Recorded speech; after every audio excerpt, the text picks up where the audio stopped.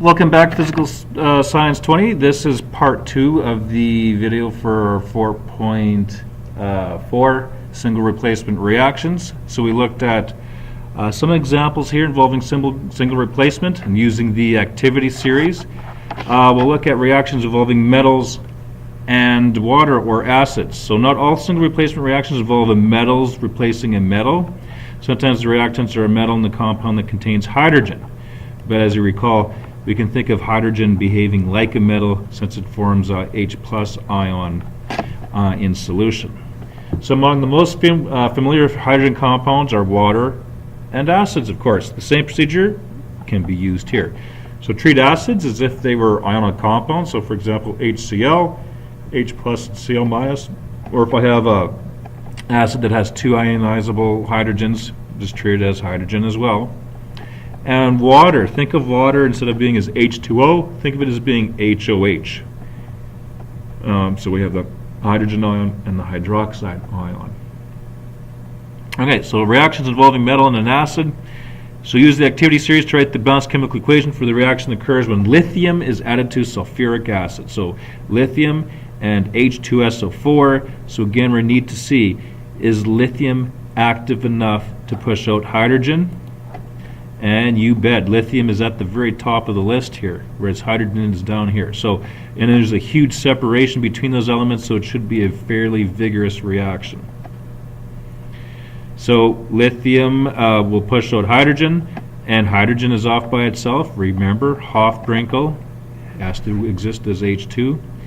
And lithium and sulfate. So of course we look over here. Lithium is +1, sulfate is 2 negative, so of course we need 2 lithiums for every 1 sulfate, so that's how we get Li2SO4. So it exists as aqueous solution and we have hydrogen gas being produced.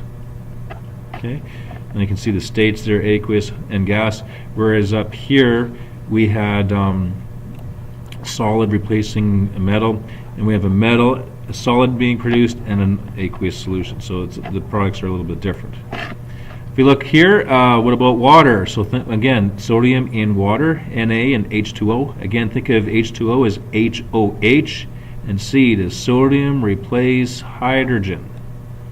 So going back to the series, sodium is fairly high up as well, and hydrogen's down here. So again, another very vigorous reaction here because there's a huge separation between sodium and hydrogen.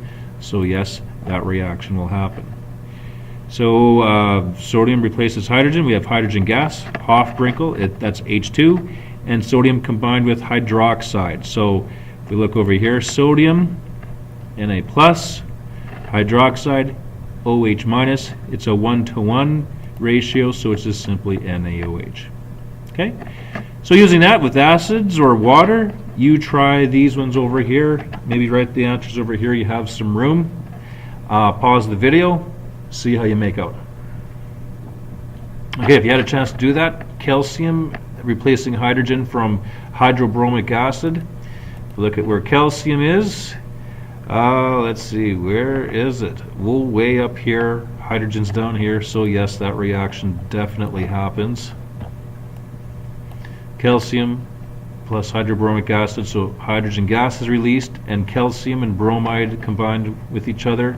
Calcium, of course, is 2+, and hydroxide's -1, so we need, or sorry, I guess it was bromide. Bromide is -1, so we need to have 2 of those bromides to balance a calcium. That's why it's CaBr2. Okay, next, copper and water. You can kind of think about this. Copper and water, does it react? Do those react? Take a look. Copper and hydrogen. Hydrogen's here, copper's below it. So yes, it does not work. Or I guess no, it doesn't work. So no reaction there.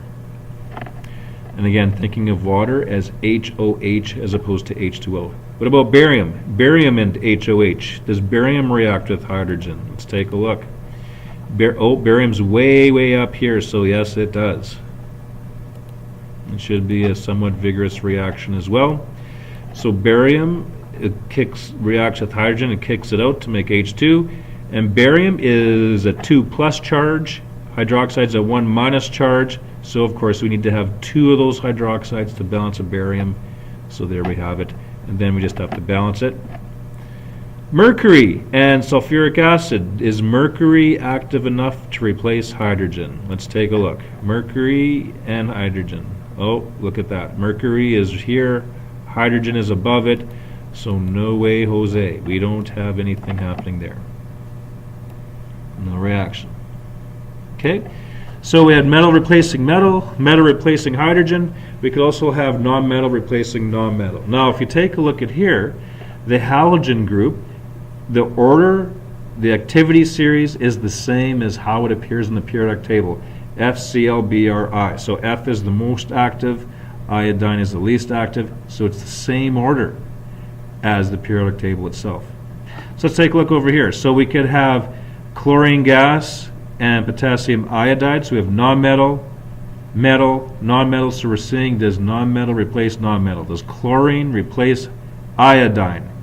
And yes, it does. Chlorine is more active than iodine, so it will in fact replace it. So it's very similar, the same scheme here. Iodine gas is released, or iodine in an aqueous solution is, and it's a Hofbrinkel element, so yes, it's I2, and then potassium and chloride +1 -1, so it's KCl. What about over here? Bromine and potassium iodide. Bromine and potassium iodide. Again, that should work because bromine is above it, so there we have it. What about iodine and potassium chloride? Iodine replace chlorine. Iodine, no, because iodine's below chlorine, so that would be no reaction. Okay, so same scheme, except we're looking at the non-metal replacing the other non-metal. Is the single non-metal above the non-metal that's in the compound? That's what you have to see.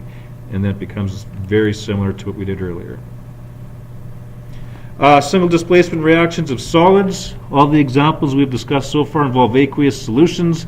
We could have some industrial single replacement reactions for solids. For example, making iron for steel involves reacting iron ore with coke in a blast furnace at a very high temperature, and you can see we could have solids and solids being heated up usually to a high temperature, and we could have a replacement reaction there as well. Okay, so in summary, a single displacement reaction, an element displaces another one that's in a compound, and you can see the format. We use an activity series. The most reactive ones are on top, and the least reactive ones are on the bottom. And of course, to see if this single element replaces an element in the compound, this single element must be higher and replaces the element lower that's in the compound. We could use hydrogen as a metal since it forms a positive ion like a metal. And of course, remember the Hofbrinkel elements, when they're pushed out as a single element, if they're a Hofbrinkel element, they're actually a molecule, a diatomic element. They exist in a group of 2. Okay, for the assignment, you can skip number 1, but number 2, do that one. Use the activity series of metals to predict whether each of the following reactions occurs. Write a balanced chemical equation for each one that does occur, and if it doesn't work, if it's a case in which the activity series tells us that it doesn't work, just write NR or no reaction. Okay? Number 3, yes, I'd like you to do that one. It's very similar, except we're looking at using the halogen chart. This one right here. Will the non-metal replace the non-metal? So write a balanced chemical equation for those ones that do work. For the ones that don't work, just simply write NR or no reaction.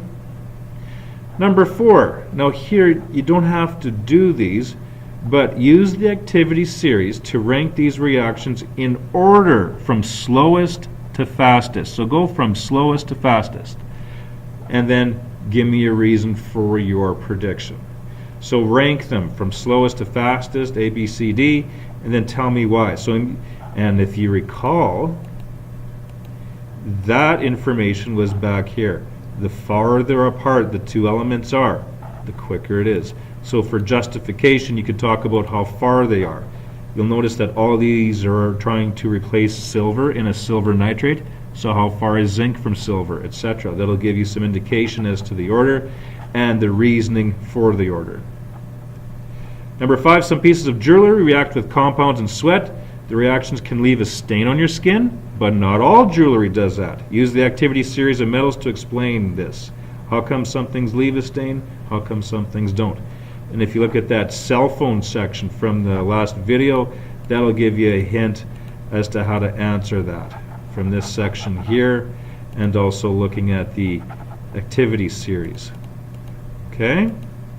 So do that question. Number 6, definitely do that one. So you can read through that. It's a single replacement reaction. Number 7 talks about pipes lined in lead, which is an issue. So how come they're being lined in copper? Again, look at the activity series. That'll help you answer that question. And then over here, we have quite a big reaction here, somewhat smaller reaction here, and over here it looks like no reaction.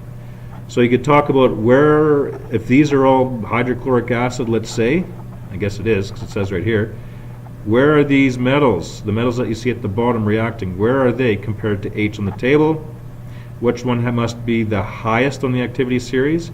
And if the metals, if we know they are copper, magnesium, zinc, which one is which in these A, B, and C test tubes? Okay, so there you have it.